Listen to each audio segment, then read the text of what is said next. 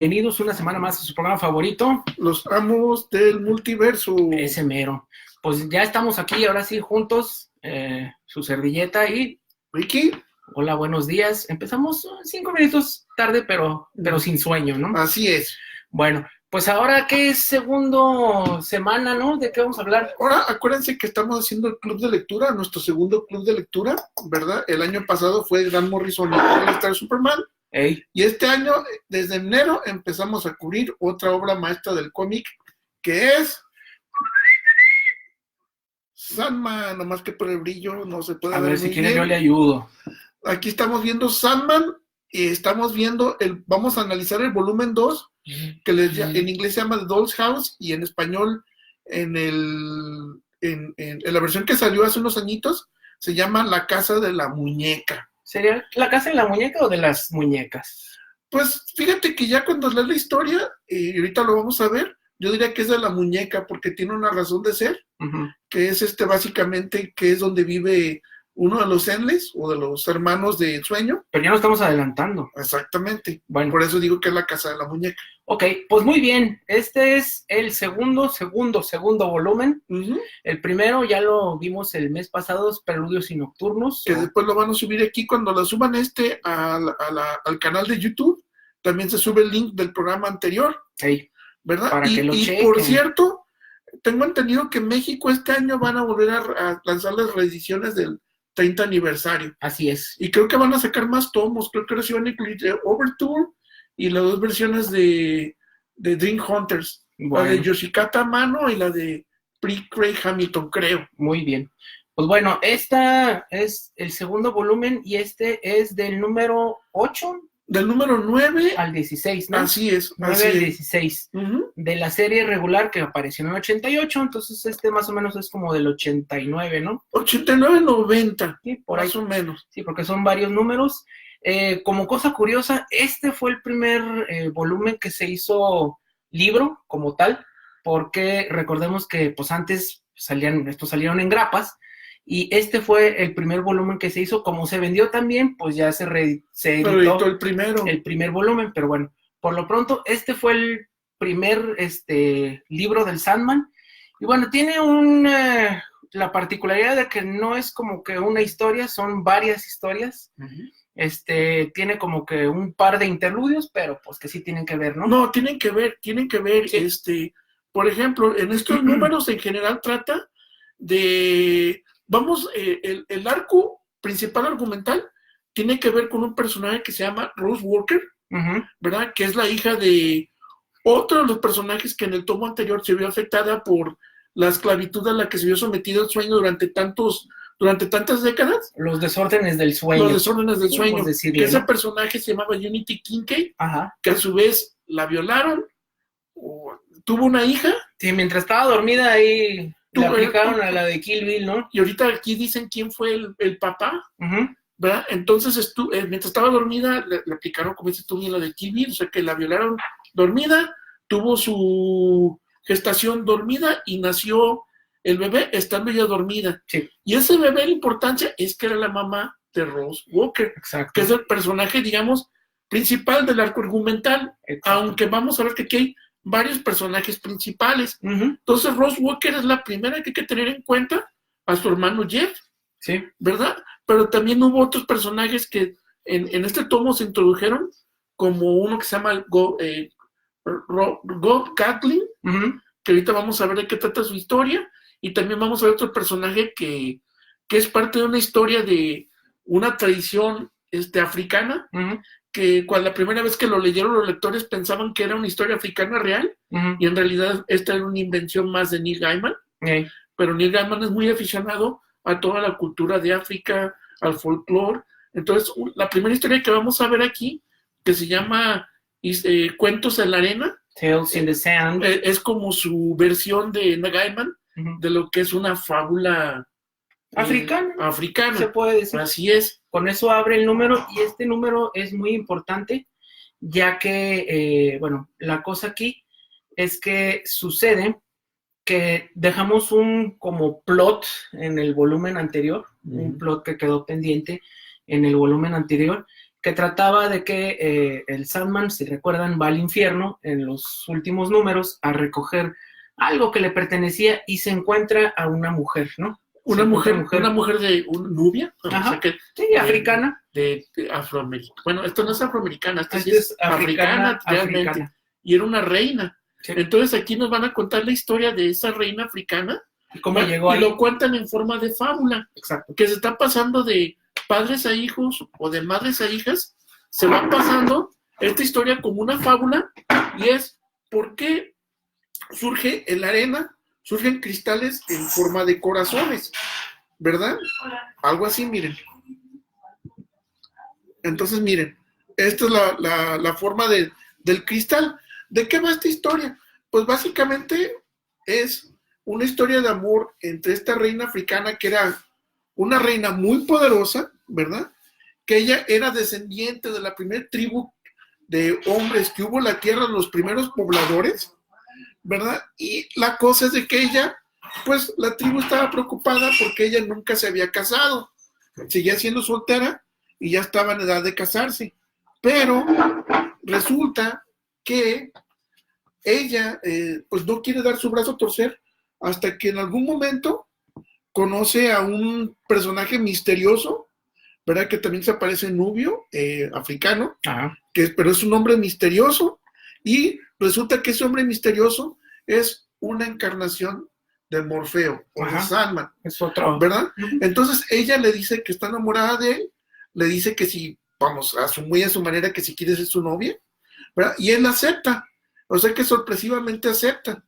Y aquí la historia es de que ella, al pasar la historia, se da cuenta de que en realidad es uno de los Enles o de los Eternos, como dicen en español, ¿verdad? Entonces sabe de que pues no es para los humanos estar enamorados de un eterno. Ella lo sabe. Ni menos de que ese eterno le corresponda a su amor, ¿verdad? Entonces esta historia básicamente trata de ella, pues cómo se aterroriza después cuando se da cuenta de la inmensidad de lo que está sucediendo y cómo huye de ese amor, ¿verdad? Cómo quiere huir de lo que, de Sandman, que se supone que él era un poquito agresivo, pasivo con eso de enamorar. Tenía su orgullo, ¿no? Exactamente. Entonces ella primero pierde su virginidad antes de entrar con él, a él eso no le importa, después ellos tienen relaciones, y después de eso, pues nada, no puede con la culpa y se suicida. Pero como es el reino de los sueños, ella va dice él, si no aceptas mi amor, te mandaré al tormento eterno. Como novio celoso, pues. Exactamente, despechado más que nada. Entonces, pues realmente es como ella termina ahí. Sí. Entonces, de eso trata la primera historia. Y eso fue hace 10,000 años, ¿no? Una cosa así. Entonces ya cuando la ve en el primer tomo, ya por eso ella le pide que la libere de ese tormento, y él dice, no, todavía estoy enamorada de ti, no te perdono, ¿verdad? Y en eso termina la primera historia de Cuentos en la Arena, ¿verdad? La segunda historia, que es como una fábula, y ahí te dice que cada vez que la persona, que un muchacho llega a la edad de ser hombre, tiene que ir a buscar ese cristal. Entonces, en forma de corazón, que se ha pasado de generación en generación. Entonces, una vez que lo encuentre, ya tiene la historia y ese corazón lo tiene que volver a aventar. Sí, y lo que pasa es que corazones surgieron porque cuando tuvieron relaciones Nada y Sandman, al amanecer el día siguiente el sol se dio cuenta de ello y quemó el pueblo. Exacto. Y convirtió la arena, la convirtió en cristal y en forma de corazón. Y pues bueno, ese es como que el interludio, pero sí tiene que ver con algo que ya se había visto y con algo que se va a volver a ver más adelante en los siguientes tomos. Pero tengan paciencia, poco a poco. Ahora sí vamos a empezar ya con la historia de la Casa de la Muñeca. Exacto. ¿Por qué se llama la Casa de la Muñeca? Ustedes se fijan, esta figura es una casa y es la primera aparición de dos de los hermanos de Sandman. Uno es Desire o Deseo y otro es la Desesperanza o Despair. Entonces Deseo vive dentro de esa casa, que es una figura de, bueno, como es un personaje andrógino, es él y ella al mismo tiempo, ¿verdad? Entonces, aquí dice a Gaiman que el deseo, pues, si ustedes se fijan, ¿puedo poner la imagen, por favor? ¿Cuál? Esta. Si ustedes se fijan, está el corazón resaltado. Es que dice Gaiman que el deseo vive en el corazón de todos los seres humanos, Uh-huh. o de todos los seres vivos más bien. Sí. Entonces aquí, por eso se llama Doll's House y se llama la casa de la muñeca, porque es básicamente deseo y vive en una casa de muñecas bajo su propia imagen, Uh-huh. ¿verdad? Por eso es singular. Ya. Aunque pudiera aplicar también la casa de las muñecas, porque acuérdense que es hombre y mujer al mismo tiempo. Y bueno, cuando se visitan, para no hacerles el cuento largo y para no spoilearles tanto, básicamente uno le dice al otro que hay como un vórtice de sueño, ¿no? Ajá. Y que Donde está se reúnen causado, todos los sueños. que está causado precisamente por una mujer. Uh-huh. Una persona. Una persona. No, sí dicen que es una mujer. Según yo, aquí está que es una mujer. Y bueno, aquí es donde empieza la historia de Rose Walker. La escena corta y vemos que estamos ya en Inglaterra y viene precisamente Rose con su mamá, que llegan a Inglaterra y ella dice que es por primera vez, pero bueno, nos da a entender que la mamá de Rose nació en Inglaterra, pero se la llevaron a Estados Unidos desde muy pequeña, ¿no? A Rose, ajá. Y entonces regresa a Inglaterra a conocer a su mamá, y lo que sucede es que Unity Kincaid, cuando ya pasó la malaria del sueño, la enfermedad del sueño. Cuando se despierta, cuando liberan al Sandman. Así es, entonces ella despierta y quiere volver a revivir a su familia. Entonces sabe que en Estados Unidos, ya después de entrar a lo que le pasó, sabe de que su hija se murió, pero tiene 2 nietos, lo que son Rose y lo que es Jeff, ¿verdad? Pero Jeff está... Es Jed. De Jedediah. Jedediah, okay, ajá. Sí. Es un nombre viejito, pues, viejito, por eso no es muy común ya ese nombre. ¿Verdad? Entonces aquí nos narra también de que una de las consecuencias de que hubiera estado Sandman prisionero tanto tiempo es que escaparon 4 de sus vasallos del reino de los sueños. ¿Quiénes son? Unos se llaman Goff y Brute, que son invención de Jack Kirby, ¿verdad? Por ahí viene, ahorita vamos a ver la imagen. Sí. Otro se llama el Corintio, que vamos a ver quién es el Corintio. Que es un personaje muy importante. Y que dura bien poquito. Pues o sea, sí, pero sí fue solo importante, chispan, pero aquí es su primera aparición. Ajá. Y otro que a mí me gusta mucho, que es un lugar que no es una persona como tal, que en inglés se llama The Fiddler's Green, y en español le pusieron algo así como el jardín del violinista, y en realidad es que ese no es una persona, es un lugar mítico, es como decir Camelot, ¿verdad? Que es un lugar que nada más existe en la imaginación de todos los seres vivos. Es donde te escapas tú cuando los problemas de la vida diaria, cuando piensas que estoy en un prado verde, vas realmente pues me gané la lotería, lo que sea que piensas de esos muy bonitos, es que estás visitando el campo del violinista. Algo muy, muy utilizado por los mexicanos, ¿no? No, y toda la vida es una encarnación. Y curiosamente aquí ese campo, cuando huye al mundo de los humanos, agarra una forma humana y agarra de uno de los autores favoritos de Neil Gaiman, que se llama J.K. o G.K. Chesterton, Gilbert Chesterton, que era un escritor de fantasía de los siglos XIX, me parece, ¿verdad? Entonces, en esta historia también te van a narrar cómo es de que tanto Sandman como Desire van a utilizar a Rose como punto de contención. Sandman la va a utilizar para volver a rastrear y a capturar a los aspectos o a los vasallos del sueño fugitivo, y Desire lo quiere utilizar para reunir todos los sueños en un lugar, en el vórtice, ¿verdad? Y ser, digamos, que volver a subyugar a Sandman, a que sea como, que sea como un esclavo del deseo, ¿no? Sí. Esclavo del deseo, que es lo que tiene que ver con la primera historia, de que tiene que ser esclavo de los deseos de su corazón. Sí. ¿Verdad? Entonces aquí es donde empieza la historia. Esta historia de Rose se lleva varios números. Claro. ¿Verdad? Si quieres tú también, ¿qué te acuerdas tú tanto de la historia de Rose? Yo me acuerdo que ella llega a Inglaterra, ve a su madre, platica con ella, ¿verdad?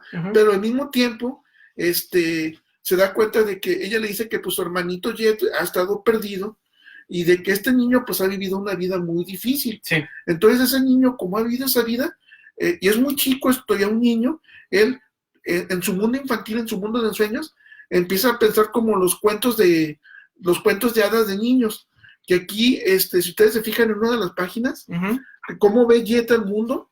Sí, como si fuera de superhéroes, ¿no? No tanto de superhéroes, pone esta página, lo ve como si fuera el estilo Calvin Hobbes, pero aquí yo estuve investigando y esa secuencia es de de una historia de niños muy famosa en Inglaterra, que se llama El Pequeño Nemo y El Mundo de los Sueños, para que es el equivalente de Walt Disney, pero de principios de siglo. Sí. Entonces, así como el pequeño Jet es como se escapa a su mundo de fantasía. De Norman McKay. Y lo importante es el creador Norman McKay, y aquí aparece el primer Sandman, que fue creado por Joe Simon y Jack Kirby. Que duró muy poco tiempo y apareció en los 70s.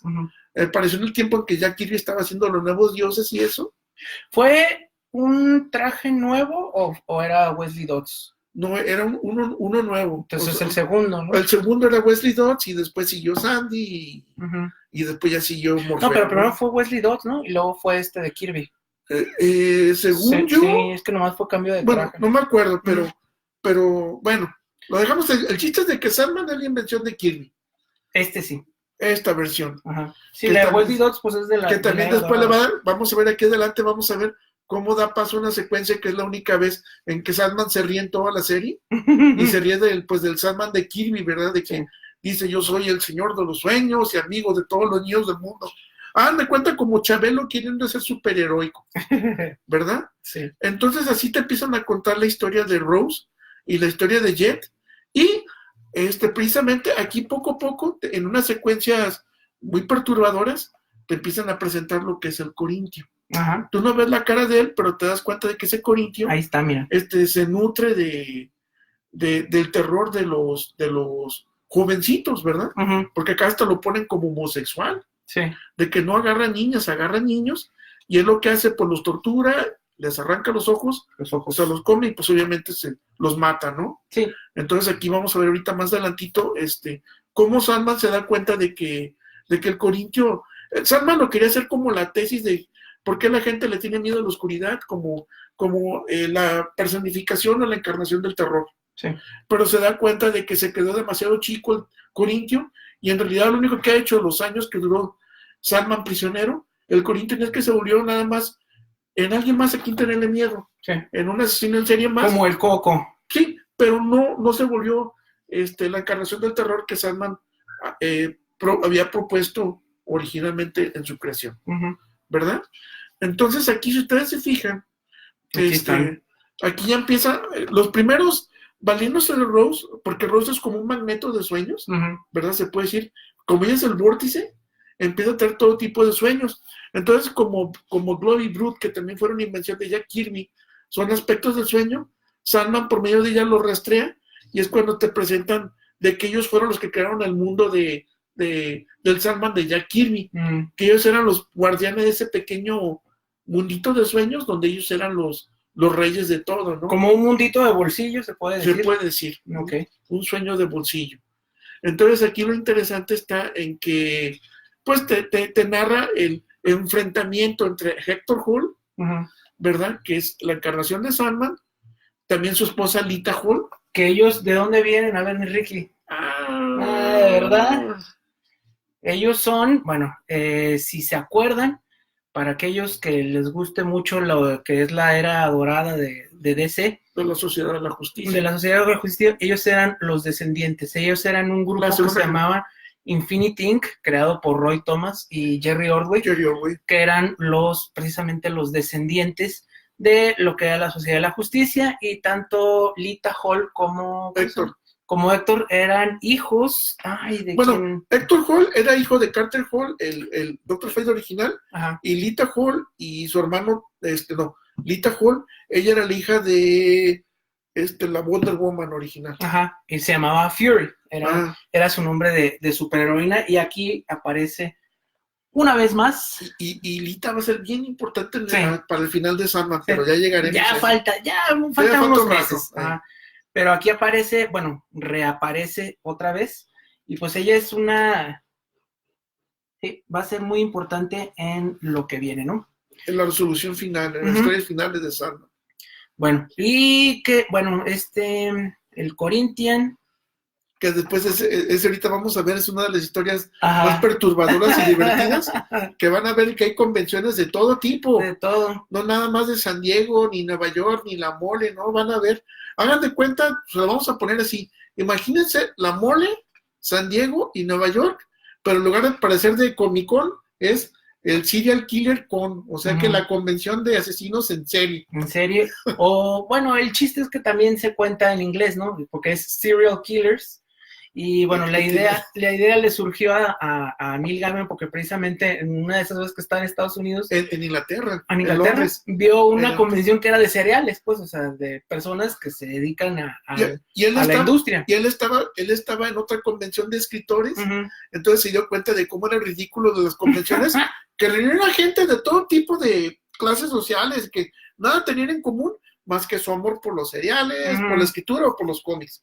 Entonces de él le vino la idea, porque serial killers o sea que lo pueden determinar como serial o como serie. O sea, fonéticamente en inglés se oye igual. En español pierde un poco su chiste porque, pues, asesino serial, bueno, sí, cereales. Serial, pero no. Asesino serial, pero no. En inglés por eso le vino la idea, la inspiración de hacer esa historia.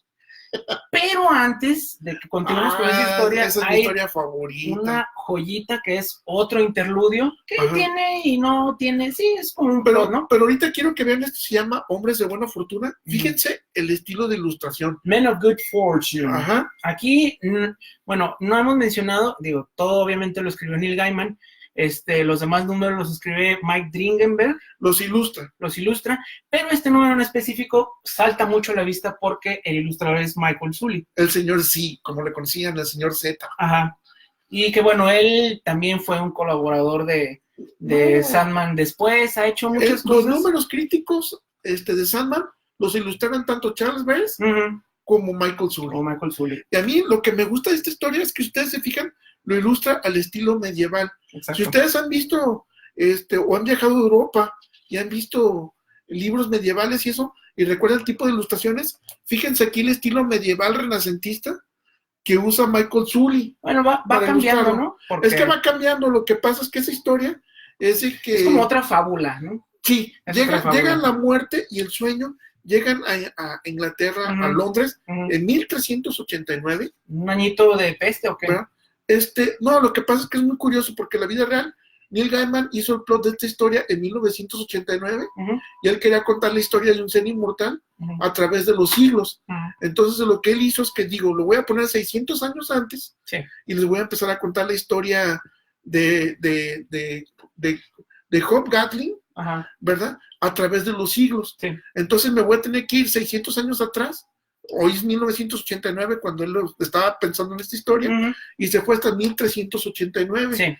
Entonces es por eso de que pasó la peste, pasó la invención de la imprenta, pasó la cuestión de los esclavistas, la revolución, vivió también la casa de brujas que hubo. Entonces Hobgoblin, él lo que era un borrachín que decía a los demás compañeros de borrachera, decía, ¿saben qué? Yo no me voy a morir. Porque la gente se muere porque quiere. Porque todos dicen, ya me quiero morir. Pero acuérdate que estaban en una cantina o un pub, ¿no? O sea, es muy importante, el setting es muy importante también, porque bueno, él estaba ahí, estaba vociferando, pero pues no se da cuenta de que estaba tanto la muerte como el sueño, ¿no? Entonces ellos por pura diversión le dicen a la muerte, ¿cómo ves? ¿Le hacemos caso a este loco y lo dejamos vivo? Pues sí, a ver qué pasa. Pues va. Pero le dice a la muerte, tú le vas a decir a él, pues, ¿verdad? Le vas a decir a este borrachito que él va a ser inmortal. Entonces es cuando empieza el sueño. Acuérdense que él no tenía sentimientos humanos, entonces no tenía el concepto de lo que era la amistad, ¿verdad? Entonces esta historia trata de cómo a través de los siglos van regresando y se van viendo en ese post. En esa misma fecha, cada 100 años. Entonces cuando por medio de Hobgoblin, Neil Gaiman lo que hizo es que, ¿qué pasó en 1389? ¿Qué pasó en 1489? ¿Qué pasó en 1589? ¿Qué había pasado en este siglo? Pues? En ese siglo que van pasando. Aquí lo importante de esta historia es que es la primera aparición de William Shakespeare y de Christopher Marlowe en 1589, que era cuando Shakespeare iba a empezar su carrera y Christopher Marlowe ya era uno de los escritores consagrados de esa época, ¿verdad? Que estamos hablando, si mal no me recuerdo, era la época isabelina. No estoy seguro si era o no, pero era famoso ya. Christopher Marlowe, que aquí también otra trivia, es que los ingleses a los Chris no le dicen Chris, le dicen Kit. ¿Por qué? Porque Christopher Marlowe, su nombre artístico era Kit. Entonces, a raíz de eso es que en Inglaterra o en el Reino Unido, ya se volvió tradición de que a los Christophers le digan de cariño Kit. Sí. Pues bueno, el caso es que... Y es cuando hacen el trato de que se está quejando Shakespeare de que él nada más lleva una obra escrita que es Enrique IV o Enrique, no me acuerdo si es el cuarto o el sexto, ¿verdad? Y pues dice que Neil Gaiman que cuando lo leyó, pues esa historia estaba bien chafita, pero que después, 5 años después, fue cuando ya empezó con Sueños de una noche de verano y todo eso, y es cuando empezó con todo su poder creativo William Shakespeare. Entonces, aquí lo que se le hizo curioso es que Shakespeare envidiaba porque recién Christopher Marlowe había publicado la obra de Fausto, ¿verdad? Y entonces lo envidiaba a William Shakespeare, pero eran muy amigos y era una envidia más o menos sana, ¿verdad? Entonces, Sueño lo alcanza a oír y le dice, ¿tú estarías dispuesto a dar algo a cambio? Porque los hombres recuerdan tu trabajo mucho tiempo después de que tú hayas muerto. Y dice William Shakespeare, yo sí quiero hacer un trato.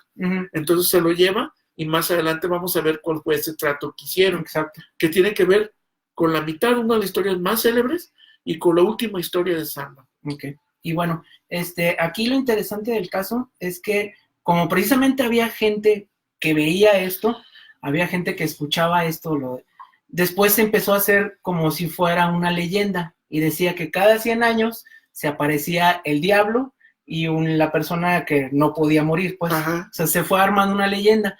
Después de estos 100 años después, en lo que ya es la época de las revoluciones, pues el personaje cae en desgracia, o sea, porque le va bien mal en esos años. Y muere su esposa cuando su hijo nace, muere su hijo en la juventud en una pelea callejera. Sí, le pasan un montón de cosas. Desgracias. Y le dicen, oye, ¿quieres morirte ya? Le dicen, no, estás loco, yo no me quiero morir. Le dicen, no mothers. Y entonces... ¿Tú cómo traducirías no mothers? Se quedan otra vez de volverse a ver hasta los siguientes 100 años, que ya sería como el 1800, ¿no? Y el pub sigue. Y fíjense cómo va cambiando la moda. Y el pub también cómo va cambiando la construcción y cómo va cambiando la arquitectura. Lo bueno es que no lo tumbaron, si no hubiera estado bastante... Pues se supone, pues, pero fueron varias cositas, ¿no? Hay pubs que no los tumban, que ahí siguen. Entonces, bueno, la historia termina, también para no spoilerles demasiado, que llega a la actualidad, ¿no? Pero no, está muy bonito el final, a mí me gustó mucho, pero sí no se los queremos spoilear con palabras, pero sí es un mensaje muy padre. Y llegó justo a tiempo para los 100 años, ¿no? Porque se acababa de escapar de que estuvo prisionero. De que estuvo prisionero, y de que estaba cuando abandonó a Lita Hall, le dijo de que, porque ya cuando ya acabó con el sueño de Hector Hall, y Lita Hall llevaba como más de 2 años en ese sueño, en el sueño de Brutico, llevaba más de 2 años embarazada, ¿verdad? Entonces le dice ella, cuida a ese niño porque ese niño me pertenece y voy a regresar por él. Sí. Entonces Lita le dice, no, tenemos que hablar de eso. No, porque tengo un compromiso previo. Y el compromiso previo era la cita con de 1989. 1989, exacto. Y bueno, ya volvemos a la que historia ya es de Ross Walker. La convención de asesinos cereales. Cereales, bueno, aquí no tiene tanto sentido, porque le ponen bienvenidos convención de cereales, pero bueno, se escribe diferente cereal que cereal en español, pero bueno, aquí ya pues se da cuenta de que llegan un montón de asesinos, pues la verdad de poca monta, ¿no? No es así como que gran cosa, y ahí es donde está el Corintio. Saludos a Texas. Saludos desde Texas, sí, nos están viendo en Texas. De varios lados nos están saludando. Y bueno, aquí ya es como que... Me imagino que nos están saludando desde el estadio de los Vaqueros. Ay, Enrique, te digo. Saludos a Texas. Y bueno, aquí continúa. Pues más bien saludos a Armando Pérez, que está en Texas. Exacto. Bueno. ¿Verdad? Entonces, ahora sí, ¿por qué es lo importante aquí en la versión de la convención de los cereales o la conversión de los asesinos en serie? Ya atrapó 2 aspectos del sueño. Entonces, en esta convención de asesinos seriales se va a encontrar a las otras 2 aspectos, a lo que son el campo del violinista y a lo que es el corintio. Sí. El campo del violinista es algo bueno, ¿verdad? Que es como le digo, este es Chesterton, el que está aquí, ahí, aquí, en la esquina. ¿verdad? Y él fue un escritor en la vida real, ¿verdad? De G.K. Chesterton, ¿verdad? Y acuérdense que era un lugar, le dijimos que era un lugar, y aquí agarra un aspecto humano. Y el Corinthian, pues, que era, él era el invitado de honor de la convención de cereales, ¿verdad? Entonces, recordemos cómo se ve. En lugar de tener ojos, bueno, tiene ahorita los mostramos. Pero tiene sus dientecillos, ¿no? Y la cosa es que el Corinthian había capturado a Jet, el hermano de Rose, para, pues, comerse sus ojos, ¿verdad? Entonces aquí nos están contando la historia de la convención de cereales a través de los ojos de un reportero que se metió allí de forma clandestina. De metiche, ¿no? Y era para darle digamos, el aspecto de fanboy, ¿no? De el aspecto externo de alguien que asiste a la convención, pero como fan, ¿verdad? Sí, pues como una persona normal, ¿no? Así es, hoy. A ver, pues. De que ahorita no. ¿Ah? Espérame. Ay. Bueno. ¿Quién era, el sordo o el mudo? Justamente el sordo y el mudo, entonces. Bueno, continuemos. Disculpen, para que vean que es en vivo, siempre es en vivo esto. Sí, ya vimos. Bueno, entonces el reportero se mete ahí de metiche, para darnos, como dices, el punto de vista, pues, de una persona normal, ¿no? Pero del pues punto de vista externo. A ese pobre desgraciado, ¿cómo le va? Sí, ya se imaginarán, ¿no? Descubren que era un reportero y lo agarran al Corinthians, los demás matones, y pues ahí está su asesinato en serie. Ahí está. Le dio un poco de sabor, ¿no? Y fíjense siempre el Corinthians cómo lleva lentes oscuros, nunca vemos sus ojitos. En este momento todavía no. Y bueno, ya para concluir, lo que querían hacer era, lo que necesitaban hacer era matar a Rose, ¿no? Acuérdense que el niño Jet estaba en peligro, y Rose también, que ella de alguna forma se metió a esa convención sin saber a qué se estaba metiendo, entonces ella estaba en peligro sin saberlo. Es que estaba buscando a su hermanito, entonces por eso se metió a todo ese tipo de lugares. Pero aquí lo que pasa es que pues finalmente Sandman la rescata a ella, a su hermanito lo deja abandonado en su suerte, ¿verdad? Curiosamente. ¿Y qué es lo que hace con al Corinthians? Al Corinthians lo que hace es que, como le dice que es un sueño demasiado mezquino, que es pensar en pequeño, al Corinthians lo deshace, pues digamos que lo regresa en su creación, y nada más queda un pequeño esqueleto, ¿verdad? Y convence al campo del violinista que regrese a su lugar. Porque el campo del violinista no estaba haciendo nada malo. No. Entonces él nada más quería, pues, experimentar el mundo, y lo convenció Sandman de que regresara a su lugar apropiado, ¿verdad? Sí, de donde venía. Entonces aquí Sandman es que ya o sea que como consecuencia de todo eso rescata a Rose, pero también deja a niño Jed a su suerte. ¿Y que en el vórtice quién se queda? Es que eso es lo que vamos. Ya la última parte es cómo van a resolver el problema del vórtice. Sí, porque tenían que matar a Rose para que el vórtice se abriera, ¿no? Así es, o sea que los sueños dejaron de concentrarse en un solo lugar, que para eso era el vórtice, y Rose se tenía que sacrificar para que ese vórtice desapareciera. Pero acuérdense de que estando de visita con su abuela, Unity Kincaid, ella era la que originalmente iba a ser el vórtice. Entonces Unity, al darse cuenta de eso, y como ya estaba al final de su vida, dice, ¿sabes qué? Yo era el vórtice original, entrégame tu corazón, Rose, ¿verdad? Y yo me voy a sacrificar por ti. Y Rose, pues, en una forma muy en estilo Gaiman, que es una forma como de cuento de hadas, se saca el corazón, pero el corazón de cristal, como el que nos mostraron con la historia de Nada en los cuentos de la arena, se lo entrega a Unity, y Unity se lo entrega a Sandman, y es así como ella muere, ¿verdad? Y es así básicamente como termina la historia de la Casa de las Muñecas. Como se resuelve, porque ¿no? Finalmente es de que ahora sí Desire era el papá, era el que había violado a Unity Kincaid en el sueño. Deseo. Era el abuela de Rose Walker. Entonces es así como finalmente Sandman de alguna manera derrota al Deseo. Sí. Pero bueno, ahí termina la historia, ¿o no? Queda como pues la séptima parte, que es como una conclusión, ¿no? Que es como un epílogo. Un epílogo. En el cual, pues, Sandman habla precisamente con Deseo, ¿no?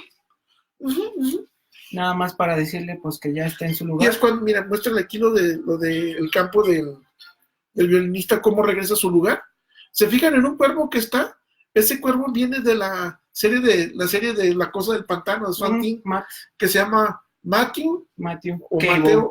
Matthew Cable. Pero aquí todavía no lo mencionan, Ahí sí, ¿no? no lo mencionan como Matthew, pues es que le dicen, le dicen Matthew el cuervo, sí. pero tú no sabes todavía que es Matthew Cable, sí. que es uno de los Hasta personajes ya... de la saga de Swamp Thing de Alan Moore. Sí.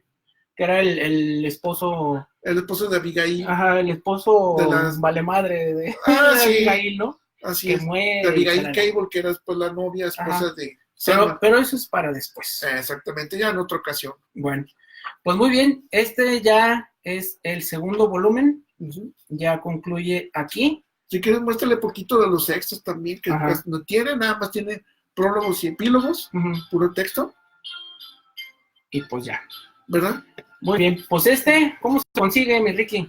Pues miren, en español este tomo, como que yo tengo, pues yo lo conseguí cuando salió originalmente ya hace como unos 4 o 5 años, pero como les digo, se va a volver a reeditar en español en Latinoamérica por la gente de Smash, por el 30, van a usar las versión del 30 aniversario de Sandman, ¿verdad? Pero también esto es muy sencillo de conseguir en inglés en Amazon, en todos lados, en muchas versiones. Y si saben manejar el inglés, pues preferible que lo lean en inglés. A ver, si quieres, toma. Pues esto es todo, muchas gracias, nos vemos la siguiente semana, bye.